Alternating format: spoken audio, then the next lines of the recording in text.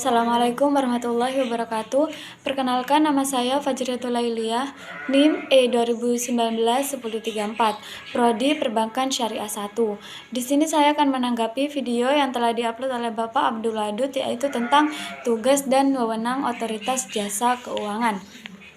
Yang pertama, kita akan bahas tentang pengertian Otoritas Jasa Keuangan sendiri, atau biasa disebut dengan OJK. Pengertian OJK sendiri adalah sebuah lembaga negara yang memiliki fungsi tugas dalam penyelenggaraan sistem pengaturan dan pengawasan terhadap industri jasa keuangan secara integritas.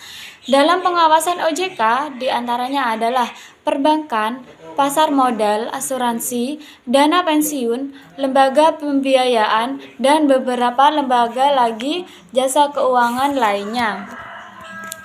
Yang kedua, kita akan bahas tentang asas-asas Otoritas Jasa Keuangan. Yang pertama ada asas independensi, yang kedua asas kepastian hukum, yang ketiga asas kepentingan umum, yang keempat asas keterbukaan, yang kelima asas profesionalisme, yang keenam asas integritas, dan yang terakhir adalah asas akuntabilitas.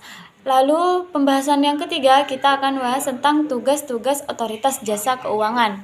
Tugas-tugas OJK yang pertama, mengatur dan mengawasi kegiatan jasa keuangan baik di sektor perbankan maupun non-perbankan. Yang kedua, mengatur dan mengawasi kegiatan jasa keuangan di sektor pasar modal. Lalu yang terakhir, mengatur dan mengawasi aktivitas jasa keuangan di sektor asuransi, dana pensiun, lembaga pembiayaan, dan lembaga keuangan lainnya. Lalu pembahasan yang terakhir, kita akan bahas tentang wewenang Otoritas Jasa Keuangan. Ada beberapa wewenang Otoritas Jasa Keuangan, diantaranya yaitu yang pertama, menetapkan peraturan perundang-undangan di industri jasa keuangan. Yang kedua, membuat dan menetapkan peraturan tentang pengawasan industri jasa keuangan. Yang ketiga, membuat dan menetapkan kebijakan tentang pelaksanaan tugas Otoritas Jasa Keuangan. Yang keempat, mengatur tentang tata cara penetapan pengelola statuler di lembaga jasa keuangan. Yang kelima, mengatur tentang struktur organisasi dan infrastruktur, serta pengelolaan kekayaan dan kewajiban. Yang keenam, membuat dan menetapkan peraturan tentang tata cara pemberian sanksi berdasarkan peraturan perundang-undangan yang berlaku di sektor jasa keuangan. Lalu, yang ketujuh, membuat dan menetapkan kebijakan mengenai tata cara pengawasan terhadap industri jasa keuangan.